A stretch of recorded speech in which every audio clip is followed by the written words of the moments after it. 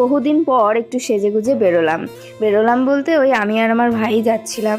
তো সেরকম তো আমার বেরোনো হয় না খুব একটা বাড়ি থেকে, তো যাচ্ছিলাম আজকে একটু। কোথায় যাচ্ছি না যাচ্ছি সবটাই তো তোমরা দেখতেই পারবে। আমরা আজকে যাচ্ছিলাম মেলায়। আমাদের এখানে অনেক দিন আগে থেকেই মেলা শুরু হয়েছে। বুদ্ধ পূর্ণিমার দিন থেকে আমাদের এখানে পুজো হয়, তো পুজোর পরেই মেলাটা শুরু হয়। মেলাটা অনেক দিনই থাকে, সেই মেলাতেই গেছিলাম। ঠাকুরটা ছিল না, ঠাকুর যেহেতু 3 দিন পরই বিসর্জন দিয়ে দেয়, তো তোমাদের ওর জন্য ঠাকুরটা দেখাতে পারলাম না। মেলায় ঢুকেই তো আমার ভাই প্রথমে খেলনা দেখা শুরু করে দিয়েছিল, যেটা আর কি যার নেশা থাকে। তো আমি ওকে বাড়ি থেকে বলেই দিয়েছিলাম যে খেলনা কিছু কিনে দেবো না, যদি কিছু খাস খাওয়াবো, কিন্তু কোনো খেলনা কিনে দেবো। হঠাৎ করেই চোখে পড়লো আমার এই চুড়ির দোকানটা।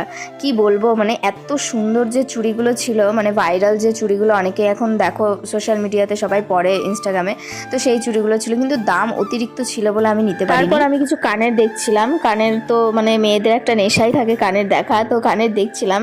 একটা নিয়েছিলাম অন্য জায়গা থেকে, এখান থেকে নিইনি।